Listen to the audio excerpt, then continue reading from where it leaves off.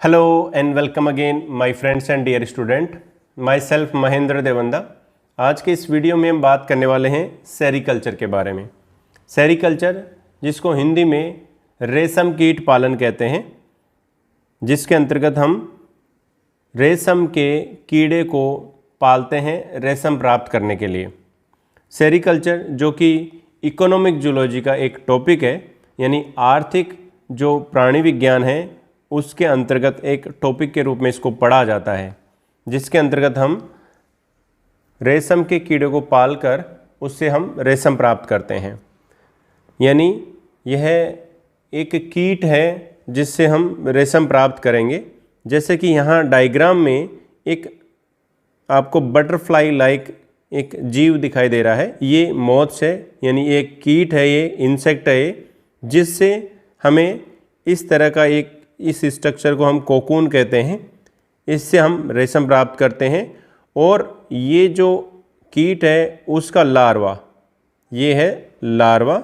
ये लार्वा अपने चारों तरफ ये कोकून बनाता है और इस कोकून यानी हम कहें सिल्क बनाता है। ये जो लार्वा है ये सिल्क बनाता है और इस सिल्क को ही हम प्राप्त करते हैं। तो इनको पालने की क्रिया, यानी ये जो कीट है और ये लार्वा है, इनको पालने की क्रिया और इससे रेशम जो कोकून है उससे रेशम प्राप्त करने की पूरी प्रक्रिया को हम सेरीकल्चर के अंतर्गत शामिल करते हैं।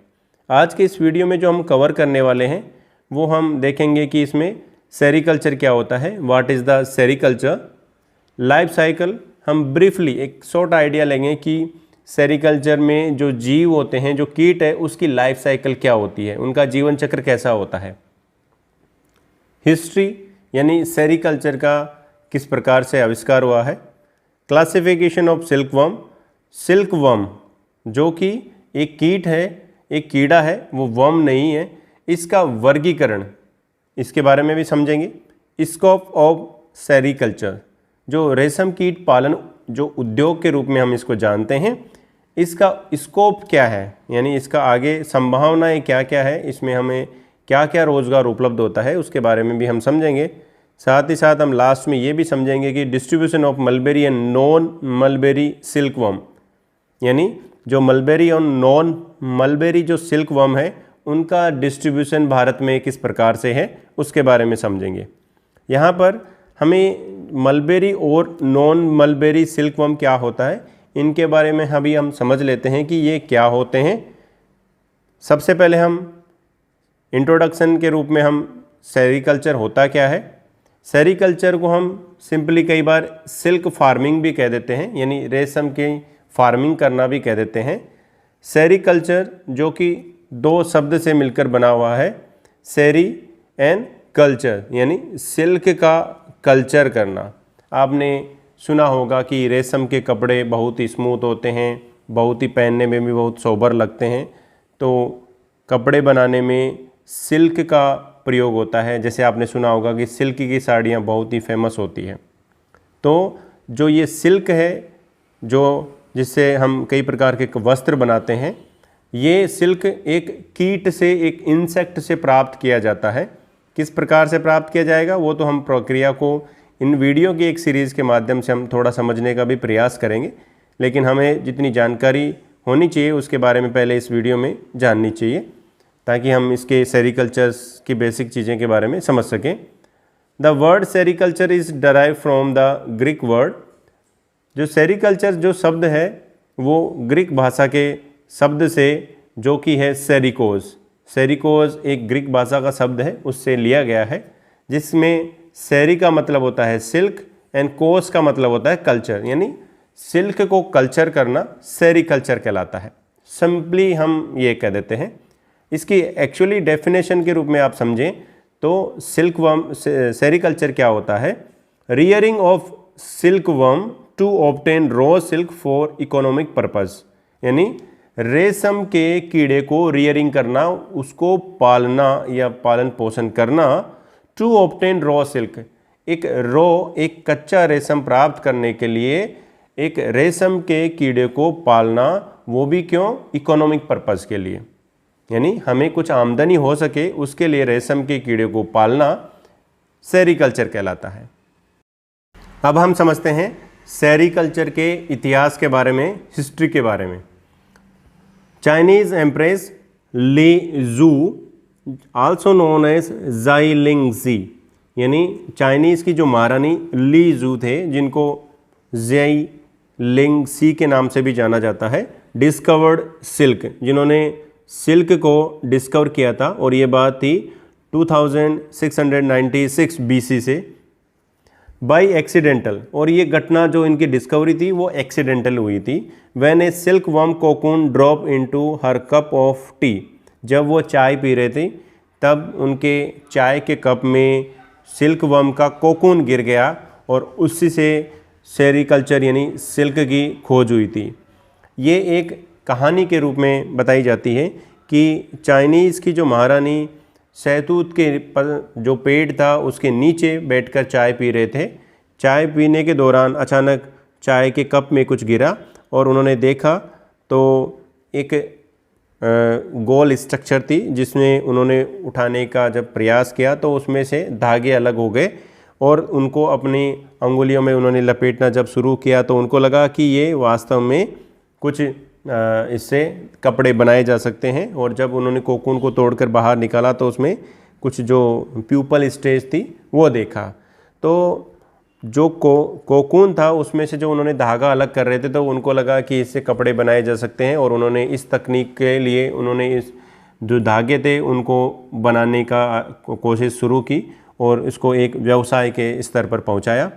लेकिन ये व्यवसाय सिर्फ चाइना में बहुत ही लंबे समय तक रहा, क्योंकि इसको बाहर जाना यानी बाहर ले जाने पर जो भी व्यक्ति इसको ले जाने का प्रयास करता उसको मार दिया जाता था, क्योंकि वो अपने यहाँ पर भी रखना चाहते थे। लेकिन इन 555 AD it's technique reach in Europe, और यह तकनीक 555 AD में यूरोप पहुँची बाय टू मॉन्क्स के द्वारा ये तकनीक यूरोप पहुँची, and after that all over the world, और उसके बाद में ये पूरे संसार भर में फैल गई।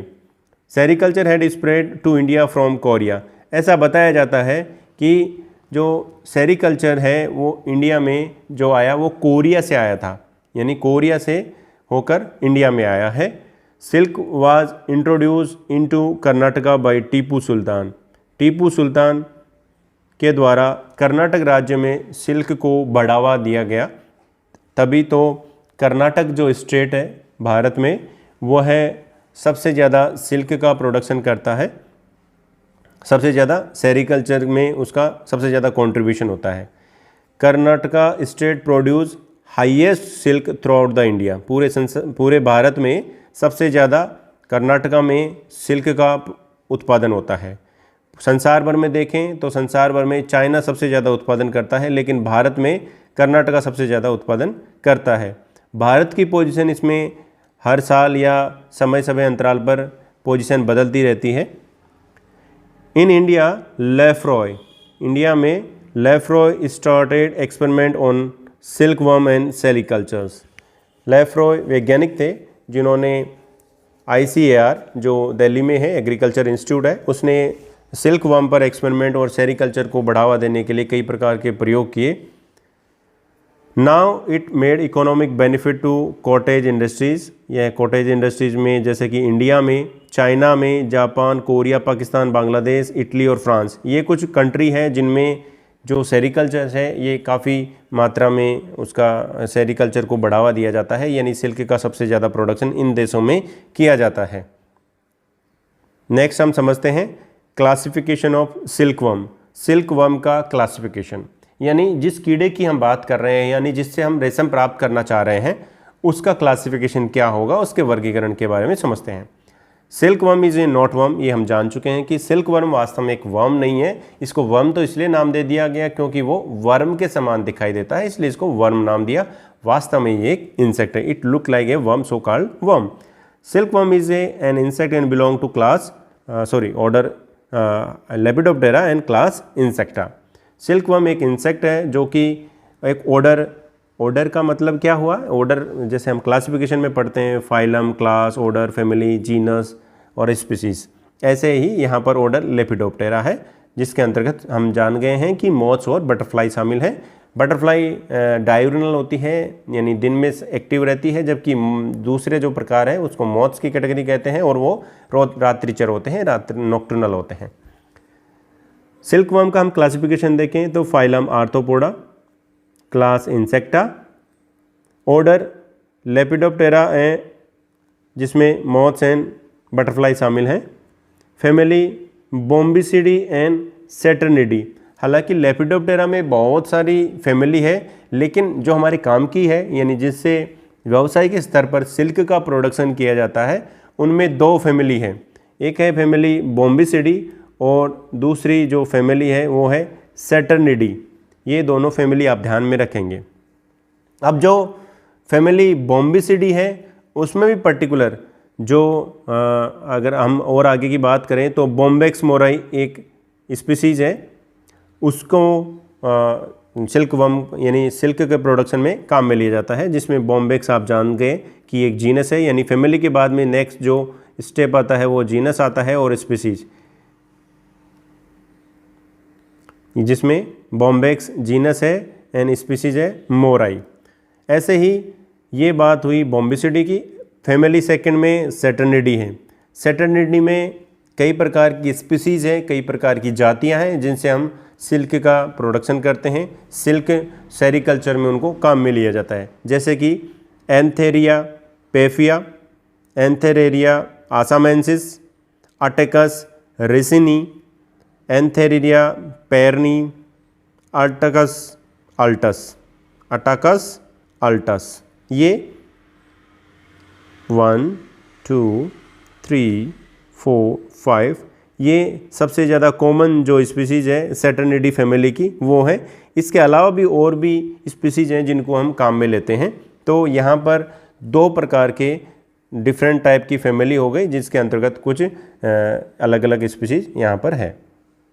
अब हम समझते हैं टाइप्स ऑफ सिल्कवर्म, यानी सिल्कवर्म के प्रकार देखते हैं। सबसे पहले है मलबेरी सिल्कवर्म। मलबेरी सिल्कवर्म जिसको हम मलबेरी सिल्क के नाम से जानते हैं, यानी जो मलबेरी सिल्क वर्म से जो सिल्क प्राप्त किया जाता है उसको हम मलबेरी सिल्क कहते हैं। और मलबेरी क्यों नाम दिया गया है? क्योंकि ये मलबेरी के प्लांट के ऊपर अपना मतलब जीवन यापन करते हैं। दूसरा जो टाइप है ट्रॉपिकल टसर सिल्कवर्म, यानी ये इसको कहते हैं हम टसर सिल्कवर्म, इसमें टसर प्लांट यूज़ किए जाते हैं। नेक्स्ट है मूगा सिल्कवर्म, जिससे मूगा सिल्क मिलता है। एरी सिल्कवर्म, जिससे एरी सिल्क जिसको कहते हैं। ओक सिल्क, जिसमें हम ओक सिल्क प्राप्त करते हैं। यहाँ पर हमें ध्यान रखना है, यहाँ पर ये तो जो कीट है उसके वर्म का नाम है, और यहाँ पर जिस प्रकार का यानी जिस वर्म से हमें जो सिल्क प्राप्त होता है उसके आधार पर ये नाम दिया गया है। तो ये है एक मलबेरी सिल्क, और जिनको हम मलबेरी सिल्क कहते हैं, इसको हम मलबेरी सिल्क कहते हैं। और रिमेनिंग जो सिल्क हैं उनको हम कहते हैं नॉन मलबेरी सिल्क, क्योंकि ये मलबेरी से अलग है। सबसे ज़्यादा जो सिल्क के प्रोडक्शन में काम में लिया जाता है वो है मलबेरी सिल्कवर्म, और जो रिमेनिंग है उनका बहुत ही कम रेशो है। लगभग जितना भी सिल्क का प्रोडक्शन किया जाता है उसका 90% भाग मलबेरी सिल्कवर्म से किया जाता है, और रिमेनिंग जो 10% जो भी जितना भी होगा वो इन सब से प्राप्त किया जाता है। अब हम ये जो टाइप्स ऑफ सिल्कवर्म है इनके प्रकार देख लेते हैं कि कौन कौन से हैं, जिसमें हम जान चुके हैं। सबसे पहले मलबेरी सिल्कवर्म, इसको हम डिटेल से थोड़ा जान लेते हैं। सबसे पहले मलबेरी सिल्कवर्म है। मलबेरी सिल्कवर्म कौन से कीड़े से, यानी कौन सा कीड़ा है? बॉम्बेक्स मोराई, यानी ये कीड़ा है और इसके लार्वा को हम मलबेरी सिल्क वर्म कह रहे हैं। इस बॉम्बेक्स मोराई यानी मलबेरी सिल्क वर्म का ओरिजिन चाइना से माना जाता है। इसका primary food plant Morris indica, यानी जिस प्लांट पर रहते हैं उसका वैज्ञानिक नाम है, जिसको हम सहतूत कहते हैं, और ये इसकी दो जातियां हैं, Morris indica and Morris alba. Morris alba सबसे ज़्यादा कॉमन है। Bombyx mori, Bombyx mori larva feed on leaves of mulberry plant. ये हम बात कर चुके हैं। जो बॉम्बेक्स मोराई यानी जो मोथ्स है यानी इंसेक्ट है, larva feed on leaves of mulberry plants. ये मलबेरी के प्लांट्स के लीव को खाता है, फूड बनाता है। Bombyx mori is completely domesticated. इसको पूरी तरह से पाला जाता है, रियरिंग किया जाता है, एंड रियर्ड इंडोर्स, और इसको जो घरों के अंदर पाला जाता है, जिसके लिए स्पेशल प्रकार के मकान बनाए जाते हैं। यानी इसके लिए एक वातानुकूलित या हम कहें कि एक नियमित तापमान वाला एक रूम तैयार करते हैं, जो कि नेचुरली प्रोडक्ट से बना हुआ होता है। उसको हम देखेंगे कि वो किस प्रकार के होते हैं जब हम देखेंगे कि इसमें कौन कौन से हमें आवश्यकता पड़ती है सेरिकल्चर में, उसमें हम देखेंगे। Mulberry silk contribute 90% of world silk production. जितना भी पूरे संसार भर में जो भी सिल्क का प्रोडक्शन किया जाता है उसका 90% मलबेरी सिल्क वर्म यानी बॉम्बेक्स मोराई से ही प्राप्त किया जाता है। In India major mulberry silk producing states. Bharat में सबसे ज़्यादा जो सिल्क वर्म मलबेरी जो सिल्क प्रोड्यूस किया जाता है उसमें कर्नाटका, आंध्र प्रदेश, वेस्ट बंगाल, तमिलनाडु, केरला, महाराष्ट्र एंड जम्मू एंड कश्मीर। ये कुछ स्टेट हैं जिनमें सबसे ज़्यादा मलबेरी सिल्क का प्रोडक्शन किया जाता है। Cultivation of mulberry plant is refer to as moricultures. अब यहाँ पर ये टर्म आप ध्यान रखेंगे, मोरिकल्चर क्या होता है। जो मलबेरी प्लांट है, सहतूत का जो प्लांट है, उसका कल्टीवेशन करना, उसको भी कल्टीवेटेड किया जाता है, तो वो कल्टीवेशन मोरिकल्चर कहलाता है। यहाँ पर सहतूत की पत्तियों में आप अंडे देख रहे हैं। इससे अंडों से लार्वा निकलता है, लार्वा से कोकून, कोकून से हम सिल्क प्राप्त करते हैं। अगर आप सिल्क नहीं लेते हैं तो इसको तोड़कर बाहर निकलकर एडल्ट निकल आता है। नेक्स्ट जो सिल्क वर्म है वो है tropical tussar silk worm. Generally ये ट्रॉपिकल क्षेत्र में ज़्यादातर पाया जाता है या उनमें ये मिलता है।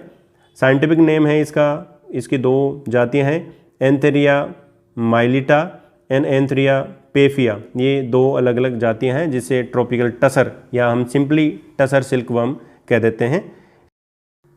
टसर सिल्क वर्म का ओरिजिन इंडिया में है। प्राइमरी फूड प्लांट यानी जो टसर सिल्क वर्म है, जो ये कीड़ा है, वो साल ट्री पर पाया जाता है। ये इंसेक्ट साल ट्री पर पाया जाता है और साल ट्री का वैज्ञानिक नाम सोरिया रोबुस्टा है। They are all wild species. ये Antheraea mylitta and Antheraea paphia जो है जातियाँ, ये वाइल्ड होती है, जंगल में पाई जाती है। इनको हम कल्टीवेटेड नहीं कर सकते हैं, वाइल्ड स्पीसीज हैं ये। Largest quantity of non mulberry silk in the world. ये जो नॉन मलबेरी जो सिल्क हैं उनके अंतर्गत सबसे ज़्यादा मात्रा में टसर सिल्क जो उत्पादन होता है वो किया जाता है।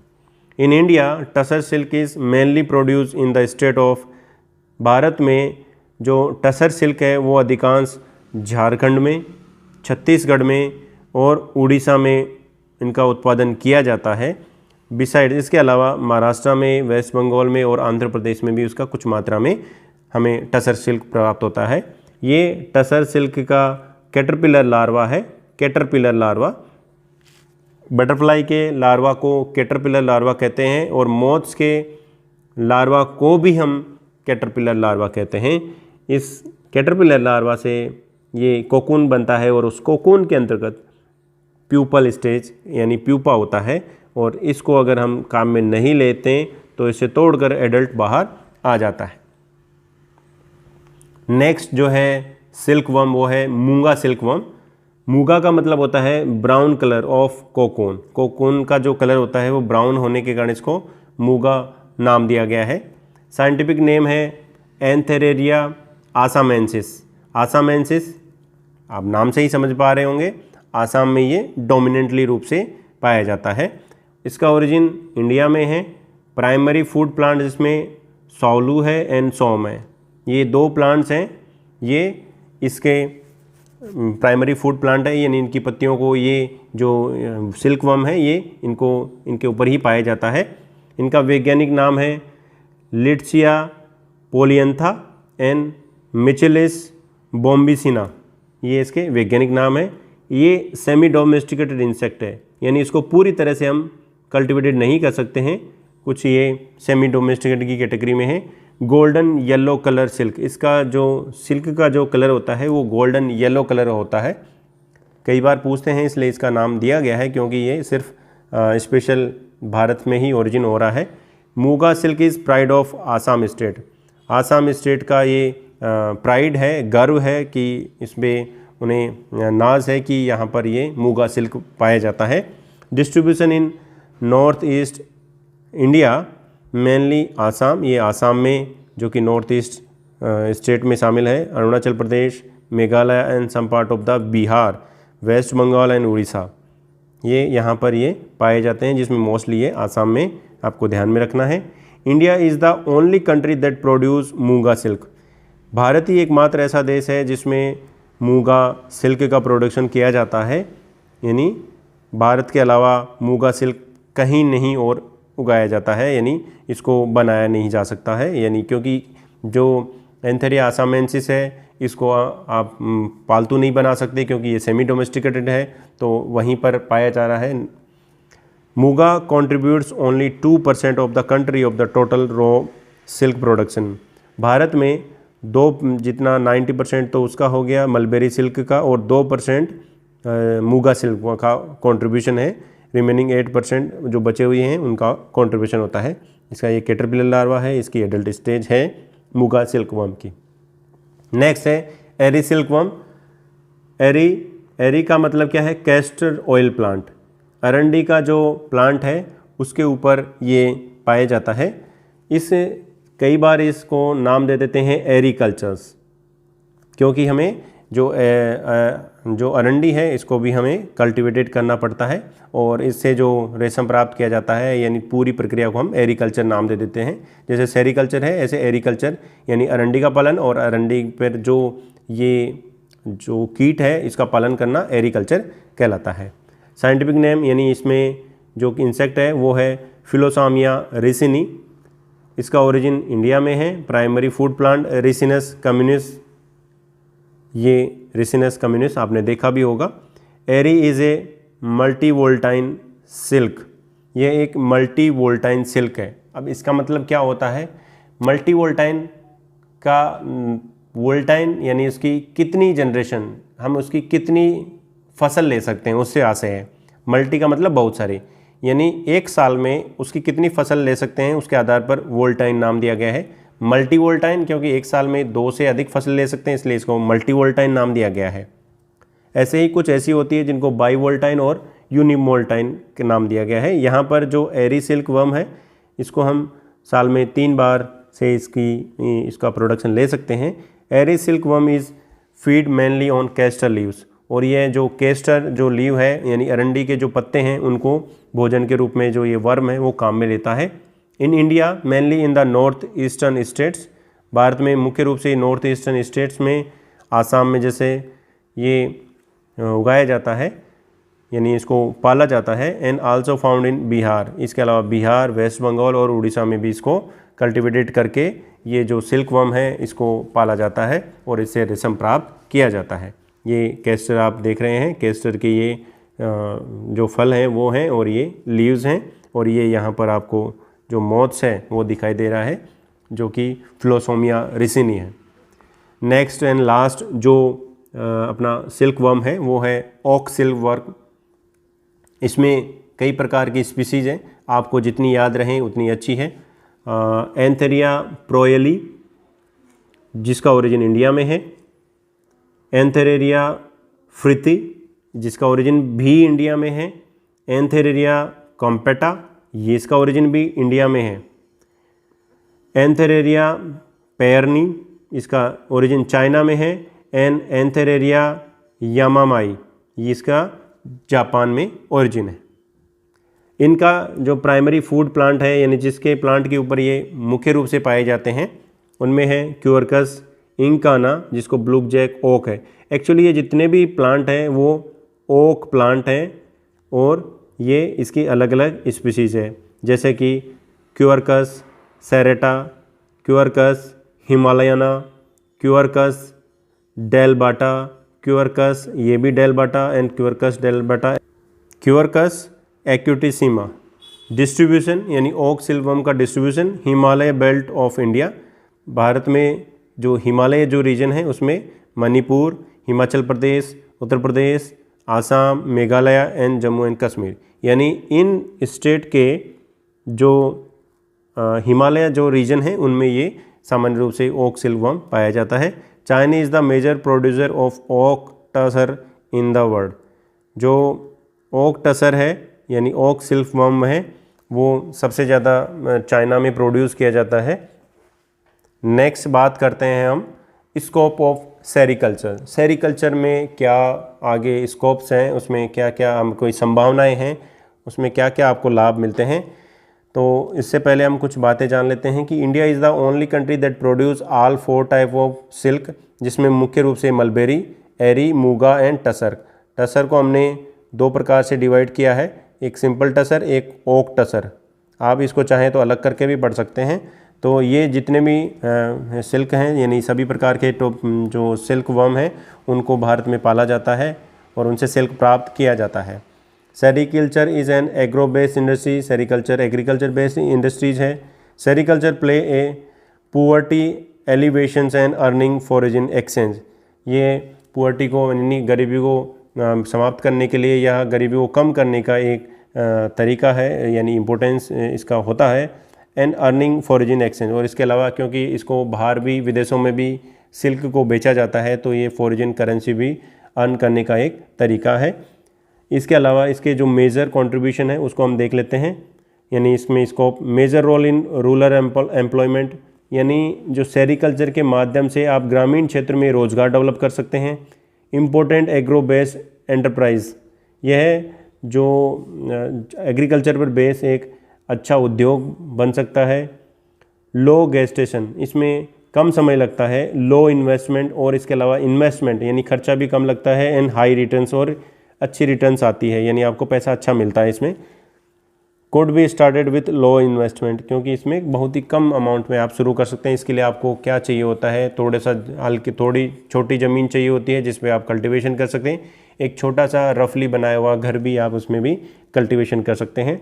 वुमेन फ्रेंडली ऑक्यूपेशंस, अधिकांश महिलाएं इस व्यवसाय से जुड़ी हुई है, इसलिए वुमेन फ्रेंडली इसको ऑक्यूपेशन, और उनके पास क्योंकि अच्छी स्किल्स होती है, और तो क्योंकि कोकून को आगे उससे धागे निकालने में काफ़ी मेहनत का काम होता है, वो एक आर्ट होती है, तो उसमें ये वुमेन्स काफ़ी इस व्यवसाय से जुड़े हुए हैं।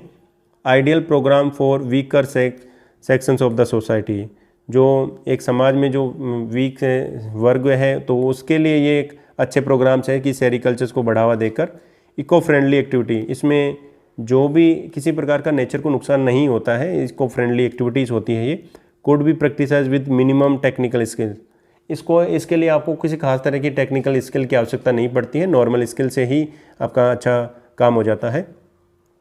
सेरिकल्चर्स offer career opportunity in government research centres, इसके अलावा सेरिकल्चर्स कुछ कैरियर अपॉर्चुनिटीज़ भी हैं, जैसे कि गवर्नमेंट के रिसर्च सेंटर्स हैं उनमें आप जॉब जा सकते हैं, जॉब ले सकते हैं, जैसे सिल्क बोर्ड है। एकेडमिक फील्ड्स हैं, सेरिकल्चर्स जो यूनिट्स हैं जहाँ पर इनको पाला जाता है, यानी जो सेरिकल्चर का जो प्रोडक्शन किया जाता है। एग्रीकल्चर सेक्टर्स में भी आप जा सकते हैं क्योंकि ये वहाँ से भी संबंधित है, यानी उसके कल्टीवेशन, जैसे जो जिस प्लांट पर ये रहते हैं उसके कल्टीवेशन में भी इसका रहता है। कुछ इंस्टीट्यूट है जैसे सेंट्रल सिल्क बोर्ड है, CSB, FAO, food and agriculture organisation, NABARD, Krishi Vigyan Kendra, lecturer post पे जा सकते हैं, प्रोफेसर पोस्ट पे, लेबोरेटरी असिस्टेंट, और भी बहुत सारे जॉब्स हैं जिससे आप सेरिकल्चर्स के माध्यम से आप इनके बारे में जानकर आप जा सकते हैं। अब हम समझते हैं इसका last topic, distribution of mulberry and non mulberry silkworm. जो मलबेरी और नॉन मलबेरी सिल्कवर्म है उसका भारत में डिस्ट्रीब्यूशन किस प्रकार से है, तो सबसे पहले हम ग्रीन में देख लेते हैं जो कि मलबेरी सिल्क को बताता है। जब आप ध्यान से देखेंगे तो इसमें कर्नाटका का ये जो रीजन है ये पूरी तरह से कवर किया हुआ है, यानी सबसे ज़्यादा प्रोडक्शन कहाँ किया जाता है, कर्नाटका में किया जाता है। इसके अलावा ये आप देख रहे हैं टसर सिल्कवर्म, टसर का प्रोडक्शन यहाँ आपको ये मोस्टली ये रीजन दिखाई दे रहा है। एरिका जैसे कि मैंने बताया नॉर्थ ईस्ट स्टेट में, इसके अलावा ये उड़ीसा का कुछ रीजन है वहाँ पर भी इसका प्रोडक्शन किया जाता है। मूंगा भी आप देख रहे हैं ये आसाम में मोस्टली डोमिनेटली दिखाई दे रहा है, और ओक जो है वो हिमालय जो रीजन है उसमें आपको ये इसका डिस्ट्रीब्यूशन है। तो ये बात हुई कि किस प्रकार से मलबेरी और नॉन मलबेरी सिल्कवर्म का डिस्ट्रीब्यूशन होता है। अब ये बात हुई इस वीडियो में जो हम समझें कि सिल्क सेरीकल्चर्स क्या होता है, सेरीकल्चर्स में की हिस्ट्री क्या है, इसका बेसिक इंट्रोडक्शन क्या होता है, डिफरेंट टाइप के हम सिल्क वर्म हमने जाना। तो उम्मीद है आपको ये वीडियो अच्छा लगा होगा, आपको समझ में भी आया होगा। ये जो लास्ट का जो फिगर है, पिक्चर्स है, वो मलबेरी है, सहतूत है, जिसके फ्रूट शायद आपने खाए भी होंगे। ये इसके फ्रूट हैं ये, और इसकी लीव्स हैं। ये मलबेरी प्लांट है। Thank you.